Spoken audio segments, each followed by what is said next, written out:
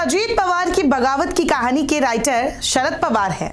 ये अजित पवार को डर है कि शरद पवार दूसरे उद्धव नहीं बनेंगे जो कि शिंदे को सजा नहीं दिलवा पाए थे और पहले ही इस्तीफा दे दिया था। क्या अजित शरद पवार को मनाना चाह रहे हैं? ये कुछ ऐसे सवाल है जो कुछ दिनों से महाराष्ट्र की सियासत में गूंज रहे हैं। कारण अजित और उनके बागी मंत्रियों का अचानक शरद पवार से मिलना। महाराष्ट्र में क्या सियासी खिचड़ी पक रही है, ये तो जनता की समझ के परे है। कुछ वक्त पहले ही एनसीपी सुप्रीमो शरद पवार, जिन्हें राजनीति का चाणक्य कहा जाता है, उनके भतीजे अजित पवार ने उनके नाक के नीचे से उनके ही गुट के विधायकों को लेकर बीजेपी में चले गए।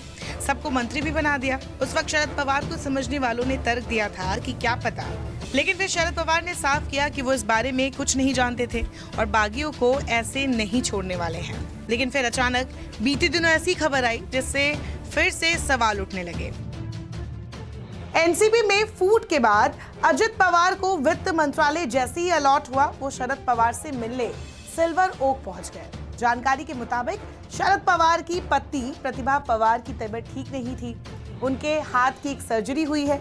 अजित पवार उन्हीं से मिलने और उनका हालचाल जानने के लिए पहुंचे थे। हालांकि इस दौरान वो अपने चाचा से भी मिले। 2 जुलाई वाले सियासी सरप्राइज के बाद पहला मौका था जब अजित पवार का सामना शरद पवार से हुआ। दोनों के बीच कुछ देर तक बात भी हुई, लेकिन क्या बात हुई ये सामने नहीं आया है। और फिर इसके बाद अजित गुट के विधायक और मंत्री भी रविवार यानी 16 जुलाई को शरद पवार से मिलने पहुंच गए। बागी गुट ने शरद पवार से आशीर्वाद मांगा और पैर पकड़कर मार्गदर्शन देने का आग्रह किया। शरद पवार से मुलाकात के बाद पार्टी नेता प्रफुल्ल पटेल ने बातचीत के बारे में जानकारी दी, जो कि एक जमाने में शरद पवार के काफी करीबी माने जाते थे। बगावत के 14 दिन बाद बागी गुट के मिलने पहुंचने से राज्य में सियासी चर्चाएं तेज हो गई। आज यहां पर आदरणीय शरद पवार साहब मौजूद हैं, ऐसा हमको मालूमात मिली, तो हम श्री अजित पवार साहब के बंगले पर बैठे थे। तो जैसे ही हमें समझा कि यहां पर साहब बैठे, तो हम सब लोग यहां पर बिना पवार साहब को सूचित किए हुए यहां पहुंचे। आदरणीय शरद पवार साहब के हम सब लोगों ने प्रणाम करते हुए आशीर्वाद उनसे मांगे और उनसे विनती भी की कि उन्होंने हम सब लोगों की जो एक इच्छा है कि राष्ट्रवादी कांग्रेस पार्टी एक साथ रहे और मजबूती से आगे काम करे, इसके लिए हमने विनती की और साहब को ये भी कहा कि आप इस दिशा में अवश्य विचार करें।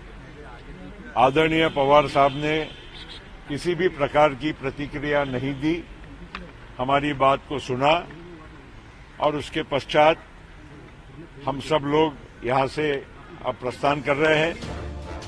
शरद पवार से मुलाकात के बाद प्रफुल्ल पटेल ने कहा, आज हम सब लोग शरद पवार का आशीर्वाद लेने के लिए यहाँ आए थे। वाईबी सेंटर में शरद पवार साहब के पैर पकड़कर आशीर्वाद लिया है। हमें यहाँ उनके उपस्थित होने के बारे में जानकारी मिली थी। हम लोग अजित के घर बैठे थे, ऐसे में बिना सूचित किए हम सब वाईबी सेंटर पहुंच गए।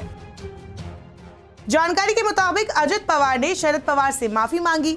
शरद पवार वाईवी चौहान सेंटर पर कोई और मीटिंग कर रहे थे। अचानक अजित पवार अंदर आ गए और उन्होंने शरद पवार के पैर छू लिए। 5 जुलाई को एमईटी कॉलेज में जो भी हुआ उसके लिए अजित पवार ने माफी मांगी। दरअसल इसी दिन अजित पवार ने विधायकों के साथ शक्ति प्रदर्शन किया था। अजित पवार ने अपने समर्थकों को संबोधित करते हुए कहा था कि इसमें कोई शक नहीं है कि शरद पवार उनके गुरु और नेता है, लेकिन अब वो 83 साल के हो गए हैं। अजित ने शरद पवार से रिटायर होने की अपील करते हुए कहा था कि आप हमें अपना आशीर्वाद दीजिए।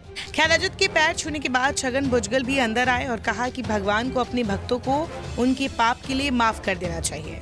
फिर एक एक कर सभी मंत्री चेंबर में आए और सभी उनके पैर छूने लगे, लेकिन शरद पवार ने एक शब्द नहीं बोला। 20 मिनट बाद सभी मंत्री वहां से निकल गए।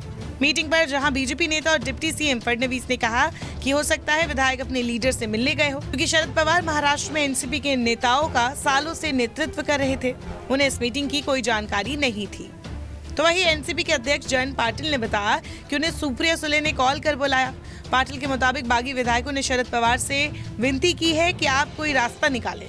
उन्होंने कहा कि पवार साहब ने अब तक कोई जवाब नहीं दिया है।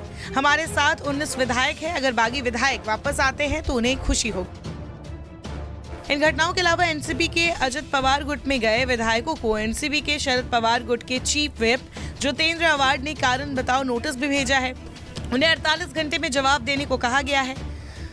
बता दें, अजित पवार भले ही डिप्टी सीएम और मंत्री बन गए हो, लेकिन अभी भी उनके पास इतने विधायकों का समर्थन नहीं है जिससे वो एनसीपी पर दावेदारी ठोक सके। एक्शन होने पर उनकी विधायकी भी जा सकती है। ऐसे में क्या अजित इसीलिए चाचा को मनाने में लगे हैं? क्योंकि उद्धव गुट के ऐसे ही मामले में सुप्रीम कोर्ट ने साफ कहा था कि उद्धव ठाकरे गुट से बगावत करने वाले नेताओं पर एक्शन लिया जा सकता था। हालांकि उद्धव ठाकरे ने शक्ति प्रदर्शन से पहले ही हार मान ली थी, इसीलिए कोर्ट उन बागी विधायकों को क्लीन चिट देने पर मजबूर थी। लेकिन शरद पवार के मामले में ऐसा नहीं है। अजित पवार के धोखा देते ही शरद पवार एक्शन मोड में आ गए थे। साफ है, शरद पवार और बागी विधायकों की मुलाकात के बाद कई तरह के सवाल उठने लाजमी है। सबसे बड़ा सवाल तो ये है कि क्या अजित और शरद पवार में सुलह हो जाएगा? क्या शरद पवार अपने बागी विधायकों को वापस मना लेंगे? क्या अजित अपने चाचा को एमवीए से अलग करवा लेंगे? इस मुलाकात पर शरद पवार की तरफ से फिलहाल कोई जानकारी सामने नहीं आई है।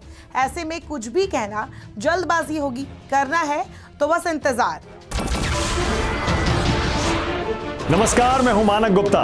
अगर आपको हमारा ये वीडियो पसंद आया हो तो इसे लाइक और शेयर जरूर करें, और हाँ, हमें सब्सक्राइब और फॉलो करना ना भूलें ताकि आप देश और दुनिया की कोई खबर मिस ना करें। तो जुड़े रहिए हमारे साथ और देखते रहिए News 24।